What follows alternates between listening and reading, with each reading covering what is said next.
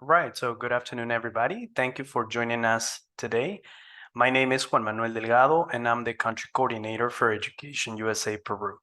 So this is a very special evening for us. This is our first series of the 3 mini-series that we will have in the months of November, January, and February, together with Education USA Peru and Education USA Mexico. And of course, our 3 wonderful U.S. higher education institution representatives who are with us this afternoon, who will be introducing themselves in a couple of minutes. So I'd like to start by just sharing a short video about Education USA with you, okay? A United States education is... Are you able to hear the audio? Okay, thank you. A United States education is your gateway to a great American campus experience, to study in a country of innovators and entrepreneurs, to use your curiosity wisely, to take on challenges, to think differently, to have endless opportunities, to hear new perspectives, to navigate cultural differences, to pursue your passions, to gain real-world experiences, to learn skills for a changing job market, to put theory into practice, to become the kind of professional you want to be, to thrive in your career, to give back to your community and to the world, to be the kind of person that you wouldn't have dreamed to be otherwise. Come study. Come study. Come study. Come study in the United States.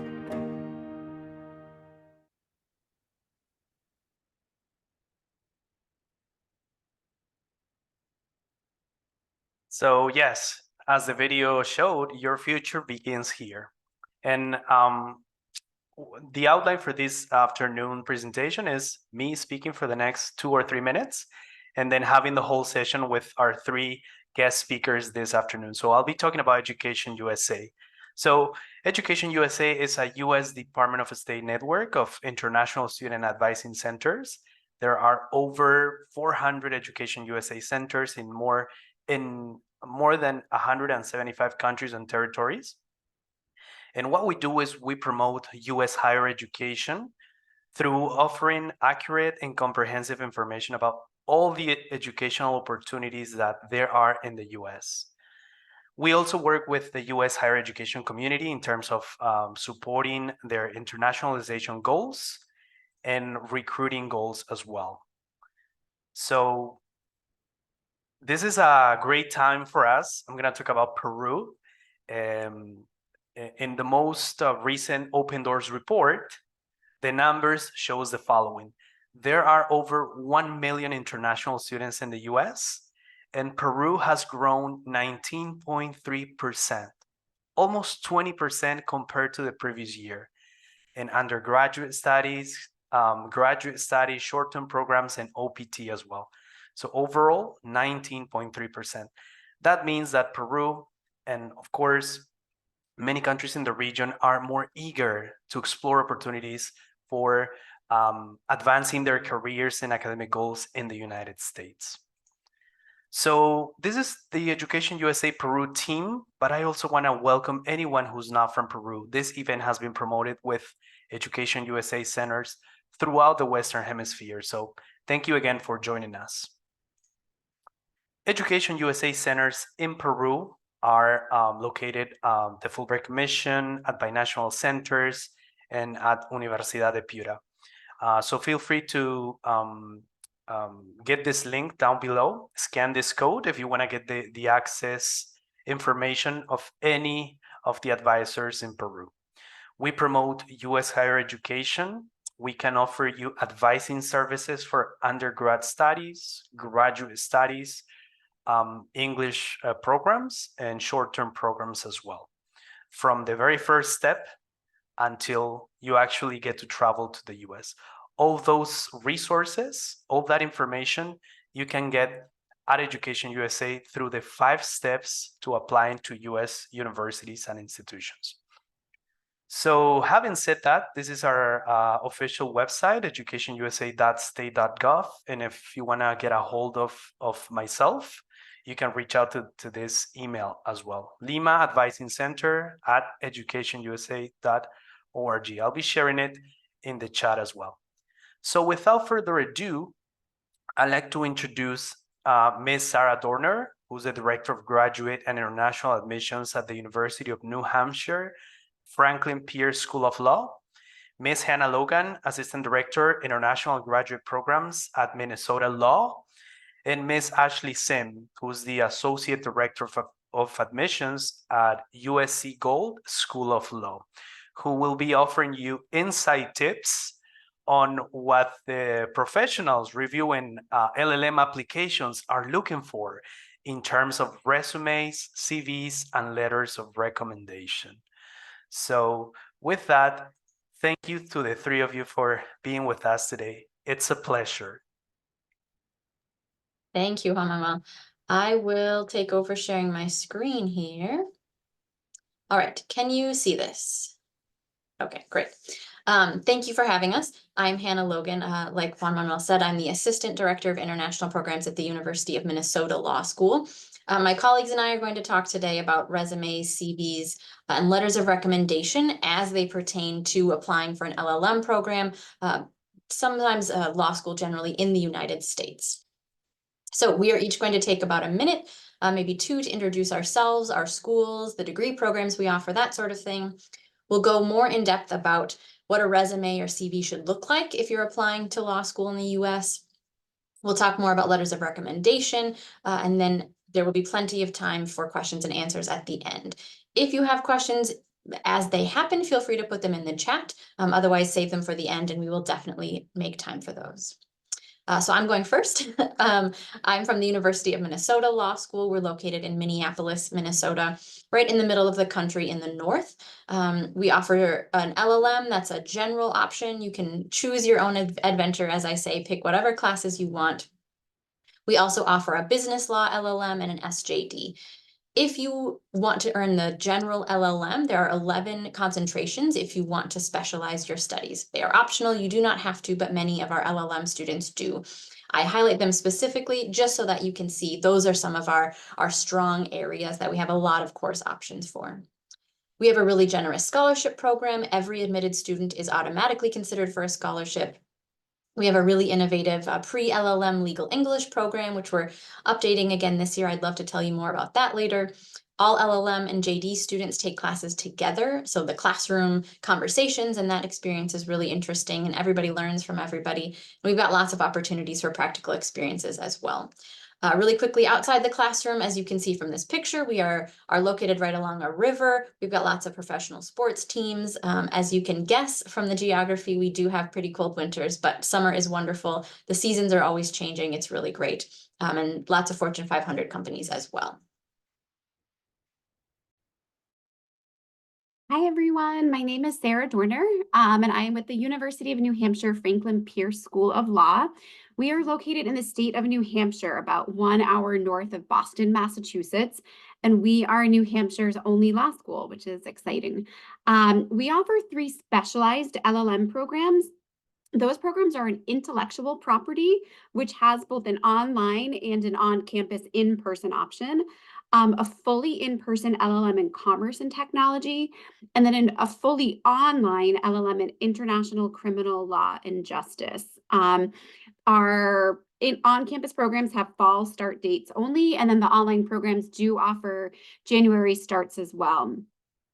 We have been a top-ranked IP program for over 30 years now, and since they really started those rankings. And the school itself celebrated our 50th anniversary this fall. Our alumni are around the globe. I was just sharing how at the recent LLM fair in Lima that I had an alum who was there to represent our school. So they are really throughout the world. Our students do have the opportunity to participate in clinics for some hands-on experiences. We have an IP clinic in the International Technology Transfer Institute, and then immersive classes that in recent years have taken students to Silicon Valley, Las Vegas, and then this January to Hawaii.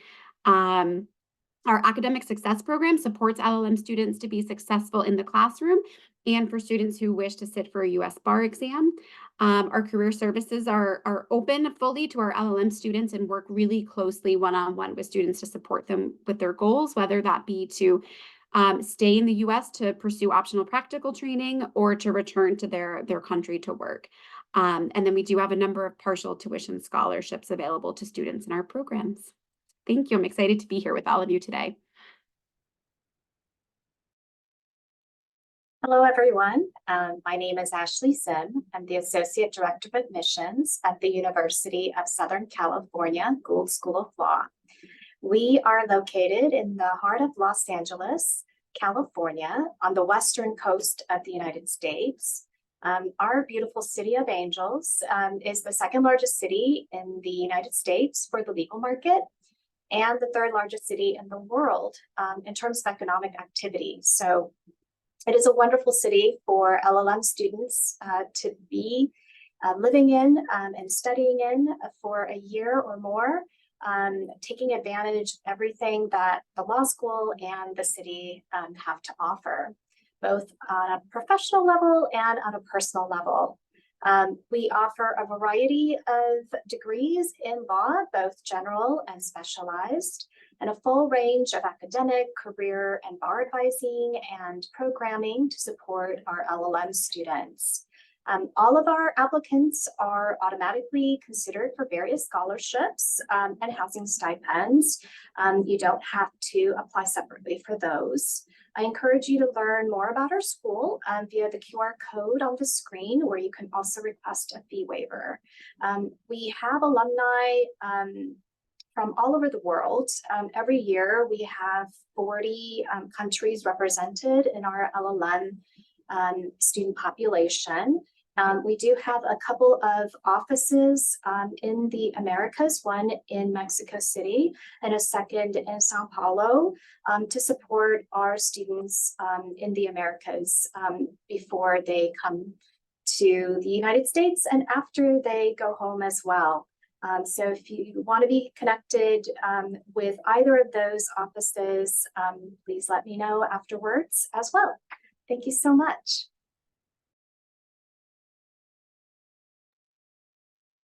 So now we're going to dive into today's webinar topic by discussing resumes or CVs. So when you sit down to draft one of your own for your LLM application, what should it consist of? Certainly one section will consist of your education, right? And please include all education completed at the university level, including the degrees you've earned and when, and awards and other recognitions you may have received. I also encourage you to include on your resume any licenses, certifications, or credentials you've earned, especially any license to practice law and the relevant jurisdiction. Of course, work experience should be included if it is available, including all of your legal work experience. If other experiences you've completed are relevant or significant to showcase your candidacy, please include that as well. If you have publications or research within the law, please feel free to note them as well on your resume. And if you do that, you may end up creating a CV rather than a resume, definitionally speaking. And that is okay, as long as it doesn't become too long. For your descriptions, use present tense for your current job or whatever you're doing right now, and past tense for past experiences. Look over your draft to see if you've used action words and strong verbs, and make sure that it is free of errors and mistakes. Although your application will touch on much of what your resume is going to cover, it will provide a great summary or outline of who you are and the way that you'd like to present it to the schools that you're applying to. Next, please. Especially if you end up creating a CV rather than a resume, your draft may end up being quite long. If your draft resume is longer than 2 pages, you may wish to review it again to see what may be excluded, being not as relevant or as current or helpful for your LLM application. Ideally, we want it no longer than 2 pages. Make it readable, as admissions officers and admission committee members may be reviewing hundreds, if not thousands, of applications. If your CV ends up being quite long, so the answer is not to simply decrease your font size to fit everything into a couple of pages. So again, just try to look it over and see what is relevant for the LLM application itself. The top of your resume should start with a header that includes your name and contact information. If you wish to utilize this for your personal statement as well, you may do so, but that is not required. Make use of sections, lines, margins, and spacing, again, to organize and make your resume readable. Again, you know, readability is really important, especially when I'm reading applications late at night. I've been working all day and I'm going through them as thoroughly as possible. And, you know, hopefully I can quickly and thoroughly read all of the resumes in front of me. Please list your accomplishments in reverse chronological order within each section, with your most recent accomplishments items first, along with the applicable dates. Next. Do not include biographical information, such as your date of birth or age. Also, please do not include personal data, such as your height, weight, marital status, religion, or affiliations. Contact information is perfectly fine, of course, to include, such as your email address, but please do not share your non-professional social media on your resume. All of these listed items are going to detract from what is really important to include on your resume. Next, and I'll hand it over to Hannah. All right. So like Ashley said, there are some things that you should not include on your resume. In the US, there are some laws about discrimination based on things like religion and age. And so it's best to just don't include that at all. In many cultures and countries, people do include things like an objective for a job or a photo. You can include those if you want. It will not help. That is not the standard practice in the United States for a resume or CV, especially a CV, I think. So if it's really important to you that you include an objective for your future career, if you think that will be helpful for us as the admissions committee to know about you as we're reviewing your application, feel free to include that. It is not necessary. Same with the photo. It really has no place in US culture as far as applications for jobs or school goes. So there's really no need to include it. And then, of course, as Ashley mentioned, you need to include all of your education at the university level. You do not need to include your education at a high school level. It's really not relevant. You change so much between when you're a teenager in high school, at secondary school, and then when you get to college and then complete college. So again, if it's really important to you, if you had some sort of like life-changing experience, something that's relevant in your high school experience, that's fine, but it's really not necessary. And if you need the space for things that are relevant to your law school application, include those instead and remove any mention or inclusion of high school. Some other things to think about as you're creating your resume or CV. You might have a gap in your resume or CV where there's no relevant work or educational experience. For example, I had a baby about 8 months ago now. So I did not work for 3 months. In the US, that's a very average, maybe long maternity leave. But for some people in other countries, they're able to be out of work for 6 months or a year. That's certainly not a problem. We would encourage you to talk about that then in your personal statement, which we will talk about at a different time in a different webinar. So it's not a problem if there is a gap of time where you haven't been working, where you weren't in school. Just make sure to address that, to talk about that and mention it in your personal statement. Maybe there was a health issue, something like that, not a problem. Many people include things like computer skills, hobbies, other skills on the resume. You are certainly welcome to do that. It does help us get to know you a little bit as a person. If we do an interview with you, we can ask about, what do you do outside of class? You mentioned you like chess. However, like with the things I mentioned in the last slide, do not include those if you are going over on space. If you are just a few lines on that second page, just remove your skills and hobbies. And you can talk about that in the interview. We will get to know you as we're going through the admission process in other ways, and hopefully when you arrive at our school. So it's certainly an option, but not required.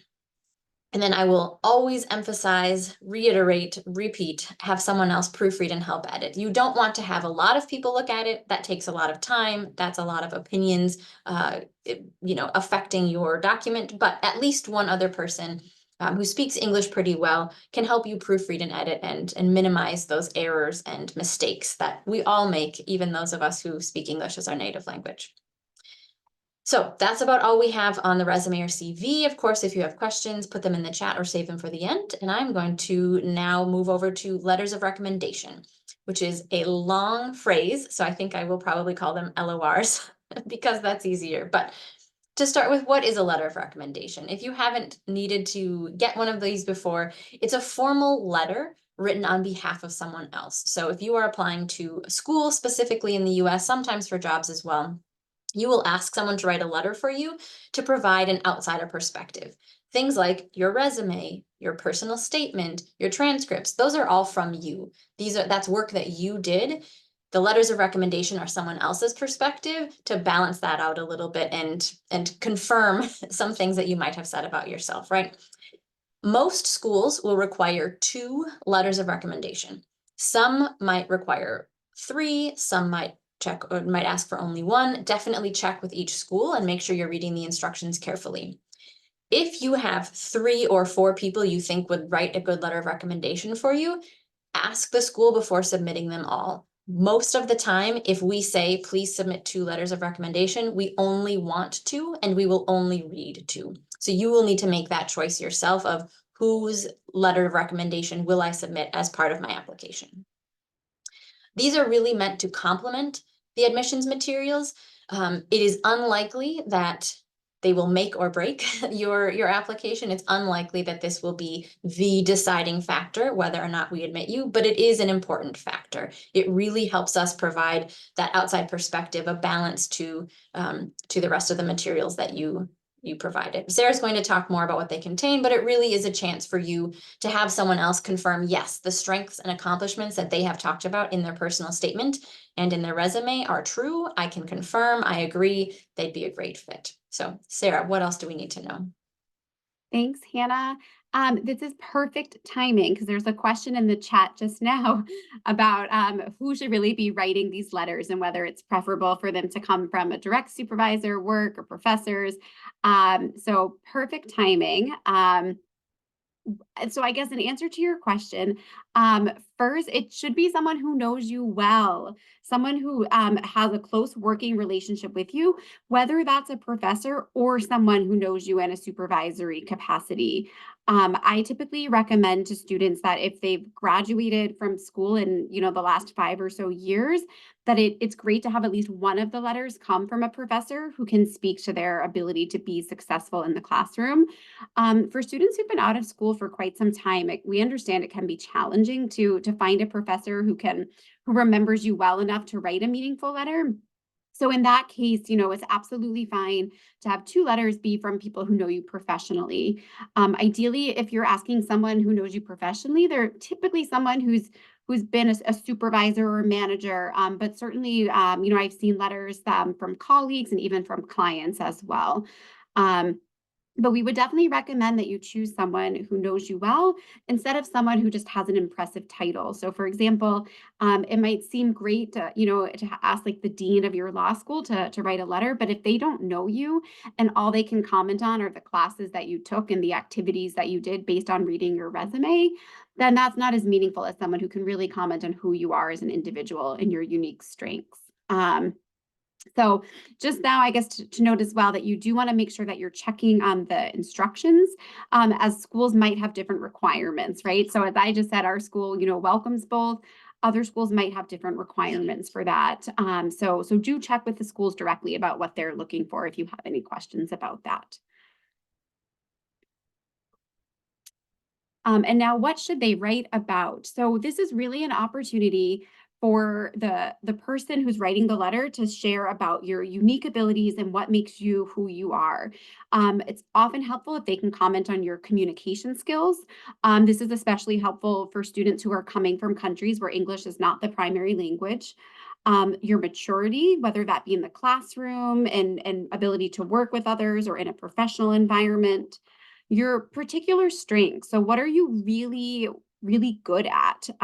What makes you stand out in a way that is unique to you? What makes you special? What makes you exceptional? Were you one of the top performing students in the class? Did you negotiate deals, with a firm in a way that other people hadn't been able to do previously? So we want to hear those personal stories that really add some color to your application and help us better understand who you are as an individual.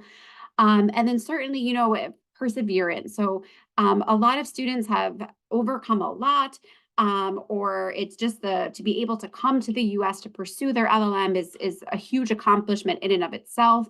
And so we want to hear about all of that, and make sure your recommenders know that they can comment on those things too, if there's any obstacles you really had to overcome to be successful. And then, just some thoughts here about how to reach out to recommenders to make that ask, because we know it can be a little bit daunting. Certainly, I think just cultural norms vary from country to country around letters of recommendation and who to ask and how to go about it. So, some general recommendations here would be to ask it really in advance of the application deadline. You don't want to stress out your recommender by giving them, just a couple of days to write that letter. So give as much advance notice as you can. It's helpful if you give the recommender your resume and a little bit of background information about the programs that you're applying to. This can help them tailor their recommendation specifically for your interest and your goals. A note here that this letter can be general or specific. So you should let the recommender know if you're applying to multiple LLM programs, because what you don't want them to do is say, and this is why, Sarah would be a great student at X school, when they're actually sending that letter to a different school. So I think if you're just applying to that one school and they want to say, you'd be a really great candidate for that school, that's great to do. But if you're hoping that they can write a letter that you can use for multiple applications, make sure that they know that so that they could just speak more generally about your ability to be successful in an LLM program. And then certainly it's always good practice to send a thank you email or a handwritten note after you've submitted the application, and that they've given you that letter. And I think as well too, recommenders might want to hear how you made out with the application. So be sure to follow up and let them know, because they put in some time to support you with the application. So for them to hear from you that your application was successful and you appreciate the support that they gave you is always meaningful to do. And I think with that concludes kind of the formal part of our presentation. Thanks for that initial question that popped up, and we are happy to stay on with you to answer any other questions you have about this topic, or anything else related to LLM admissions. Hannah and Ashley and I are happy to answer those questions.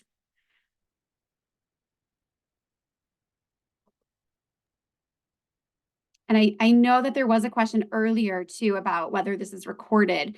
And so we did record this, and it will be available to you. I think, Juan Manuel, did you say that students should email, or will you send out the recording to everyone who registered?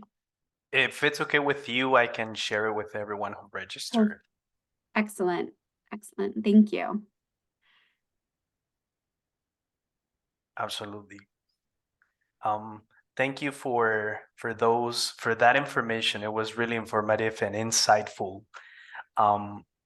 Are there any questions from the audience so far?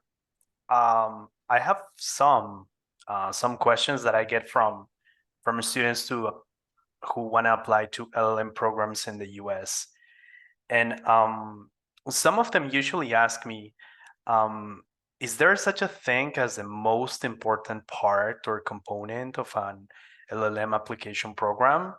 Because here in South America, and especially in Peru, sometimes there is this one thing that stands out in terms of applying to schools, and students are usually worried about that, or they want to focus on one single thing when applying to US institutions as well.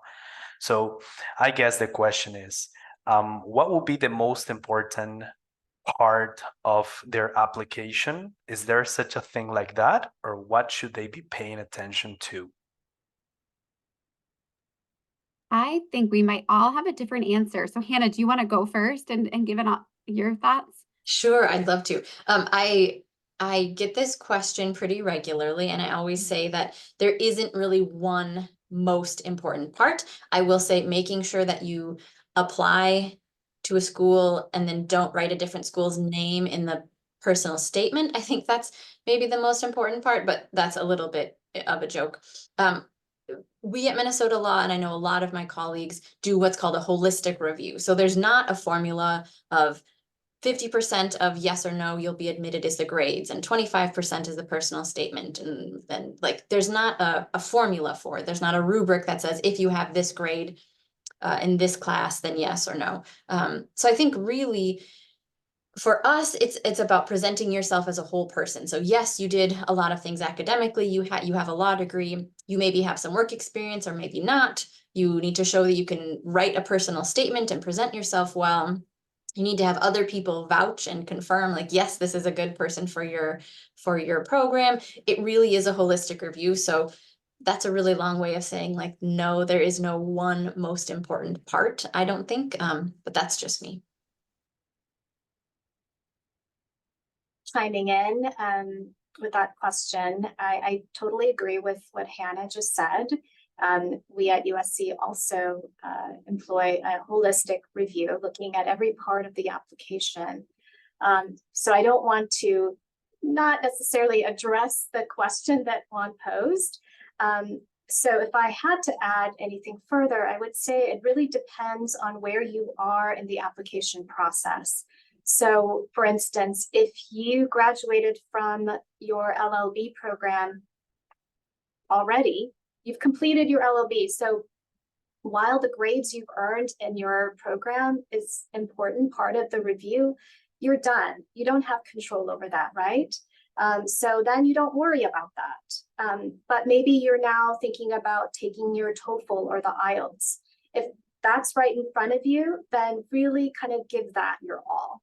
But if you've already done your TOEFL and you're done at that point and you're getting ready to just submit your application, then I would say really focus on what you have control over at that moment, which may be you're writing your resume and writing your personal statement and completing the application form itself, making sure that you understand the instructions, what is being asked of you to complete. And as we went through the webinar and talked to you about how to go about requesting your letters of recommendation, making sure that you follow the instructions and go about it so that you put your best foot forward at that point. So I would say just think about what you have control over at the moment and focus on that. I think Hannah and Ashley answered that beautifully. So I won't reiterate what they said. What I would add is, because I agree with everything, and what I would add is that if there's something that you think is really stand out for you, whether that be your grades or your work experience or your ability to write well, whatever that might be, really sell that. So for example, if you were really a top performing student, tell us that. Make sure your recommenders point that out too. Nobody's perfect and we all have our strengths. So I would say take the opportunity to really play to your strengths and highlight those for us. Thank you. So there's another question that I usually get, and I got this actually via email this morning. And what should students do when they are faced with asking their key people, key contacts, professors, employers for letters of recommendation, should they put the focus on the substance or should they focus on the author of the letter? Sometimes students are between this and that, and sometimes they're not sure if they should focus on probably asking important people at their schools or at their jobs instead of people who actually know them. What piece of advice would you have for them regarding this topic? Could you please comment a little? So I think I know Hannah and Ashley and I had talked about this as we were preparing the presentation, and I think we all agreed that it's best to have people who really know you well. The people, like the important people, like we might not realize that they're important necessarily. So I think while it can look impressive, definitely ask people who know you well. If you feel like it's really important though that you have somebody of status write a recommendation, I would say you at least balance that with someone who really knows you well. We can tell when we read letters if it's someone who really knows you or if it's someone who's just kind of summarizing your resume for us. We want to know more than what your resume is already telling us. We want to know about your ability to work with others, how you participated in the class, where you took on leadership, opportunities, how you worked with clients and partners. And so I think those are the things that really only someone who knows you well can address. Hannah, Ashley, would you add anything? I would just say that what we're trying to assess when we're reviewing applications is whether this person is going to be successful in our LLM program.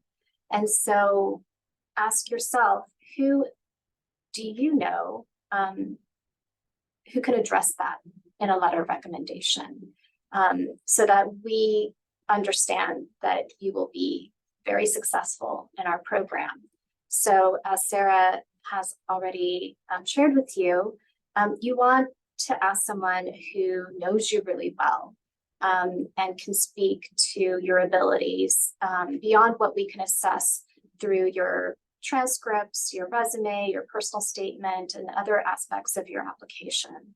So it's really important to just ask someone who knows you really well rather than someone who may have a more prestigious title and doesn't know you that well.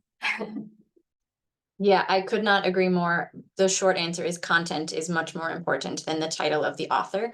I will say if you know someone medium well, but they have the same degree that you are applying for, that might be helpful because they can say, I earned my LLM. I know this person well enough, and I can see that they have these skills or traits that I think will make them successful. So like Ashley was saying, we want to know, is this a good fit for you? Are you going to be successful? For your sake and ours, we want to make sure the answer is yes. And so if you're debating between a few different people who know you well-ish, maybe you're not really close, if there's a way to choose someone who has done a master's degree, specifically in law in the United States, I think that would be the one instance in which I would say maybe the author would be more important, only if they can say, I have done this and I can see the skills that I needed to help me be successful. I can see that this person also has them. That's great advice, Hannah. And it's reminding me that just today I actually was reading a letter of recommendation for an applicant, and the letter was written by an alum of our program. So that stood out to me as well. And this alum was the supervisor for this applicant. So they truly knew this person well, but it also, it's like, I know that the alum knows what it takes to be successful. So that's helpful as well.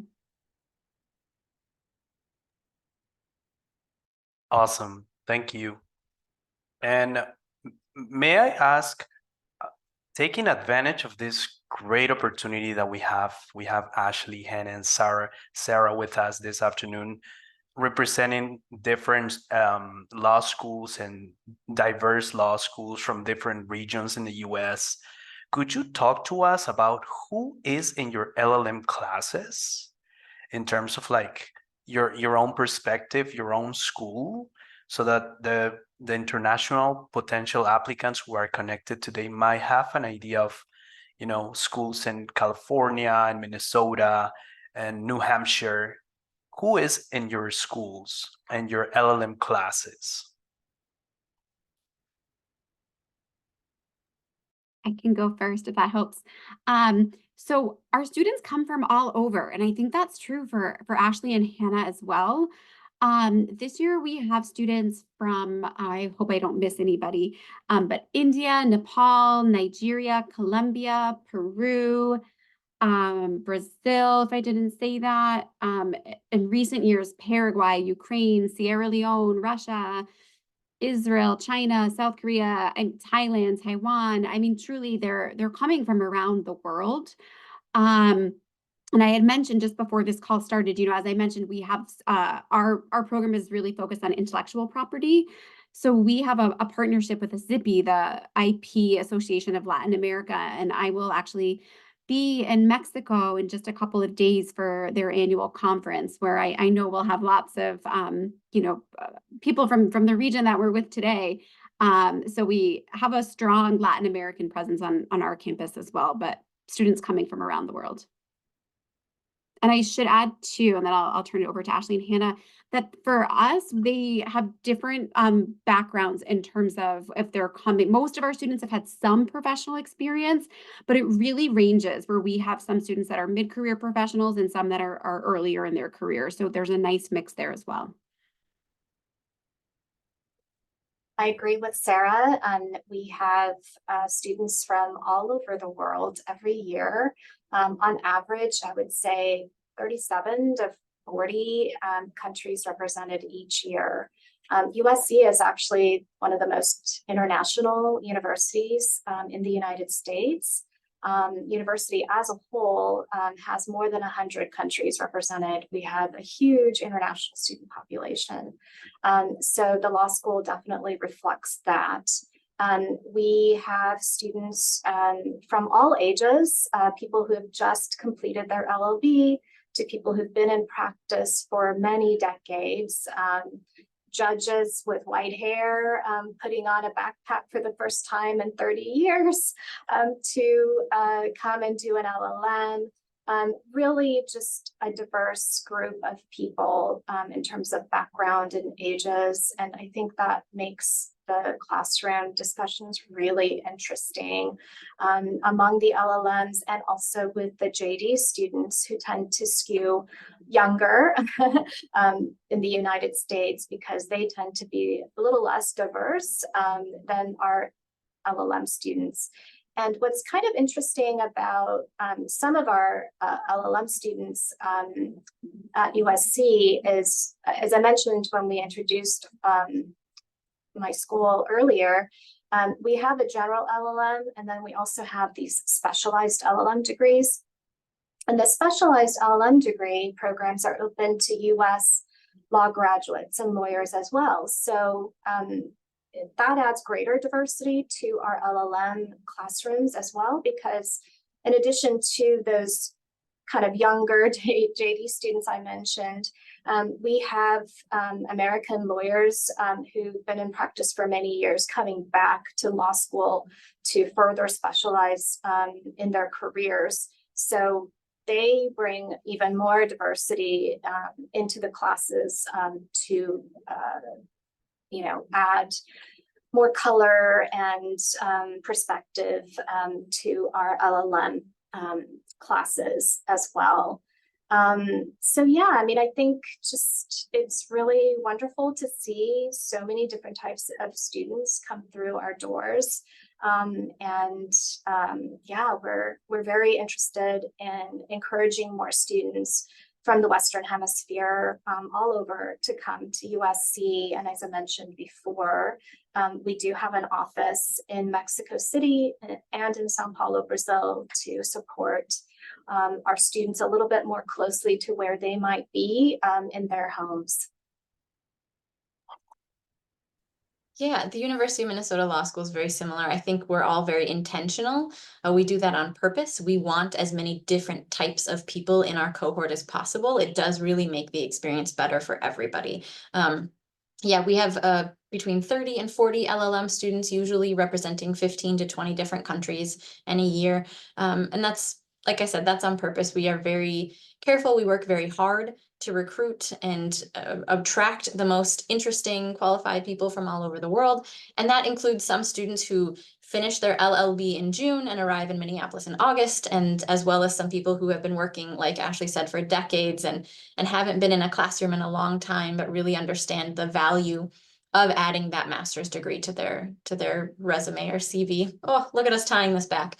I do think that's sort of the overall message of all of these webinars. I think, if I can go on a small tangent, I think we all have strengths and we all have really interesting groups. And so it really is worth your time to attend events like this and learn more about places like UNC or UNH, USC in Minnesota, just to figure out what attracts you to a specific program. We all have amazing groups of students. We all have world-class faculty and classes. And it really is a matter of what is the most interesting to you as a student, as an applicant. And so hopefully these webinars are helpful to get you there and to get some ideas in your head about where to start researching and thinking about things as you make a plan to study in the US. Thank you so much. And the last question I have is, could you please give us your take on the opportunities that LLM students have outside the classroom? Maybe practicums, maybe clinics, maybe internships that you usually see your LLM students do at your schools? I'll just keep talking if that's all right. The availability of clinics does depend. As you know, there are 50 states in the United States. Each state has different rules about lawyers who can take the bar exam, that sort of thing. So different schools have different rules based on the state as far as accessibility to things like clinics. At the University of Minnesota, LLM students are not eligible to take clinics, but we have created our own separate programs for them to make sure they get similar opportunities. One of our professors does a lot of pro bono work. So if you're planning to take the New York bar or just want some really hands-on experience with actual cases, she does work with students on that every year, which is a really interesting thing.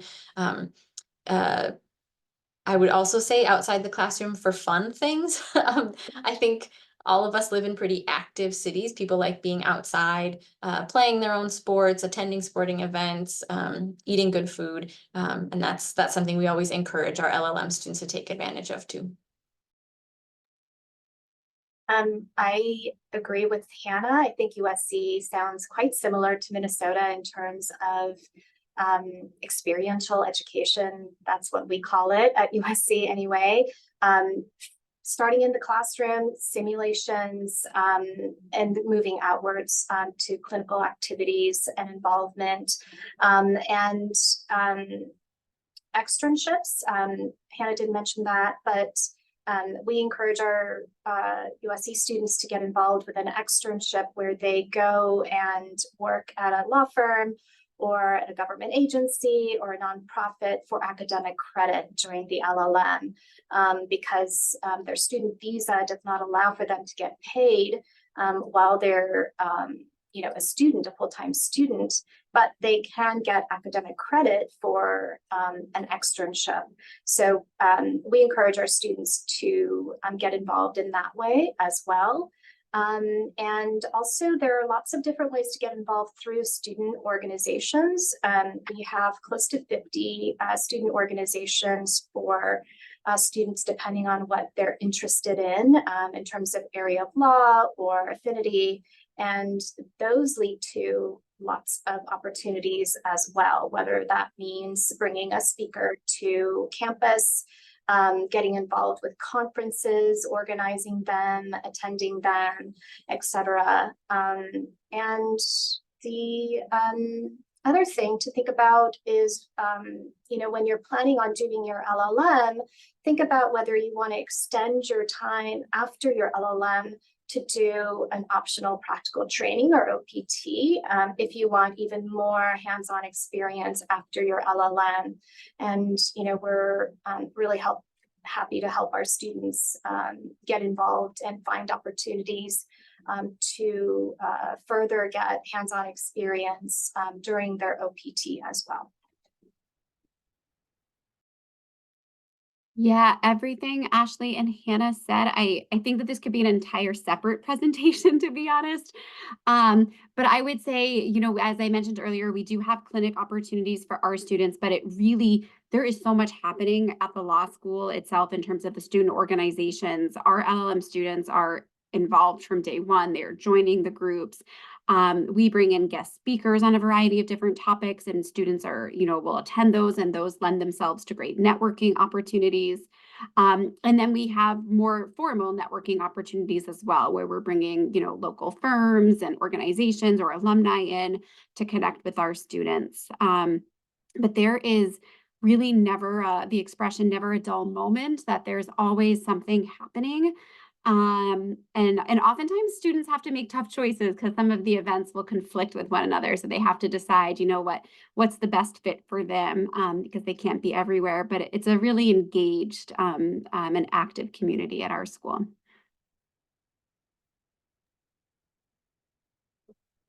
Perfect. Thank you. Thank you so much, Hannah, Sarah, and Ashley, for this wonderful presentation. And to the students who showed up, remember, this is only mini-series number 1.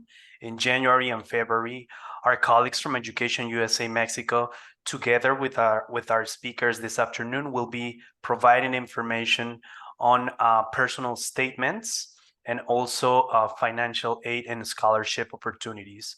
So with that, yes, I don't see any more questions in the chat box. I just want to thank you again one more time, everyone, for connecting, and especially Ashley, Sarah, and Hannah for providing these type of initiatives and opportunities for international lawyers looking for international academic opportunities in the United States. Thank you so much. Thanks so much for the opportunity. Yes, thank you so much, Juan. Thanks, Manuel. See you later. Bye. Bye-bye.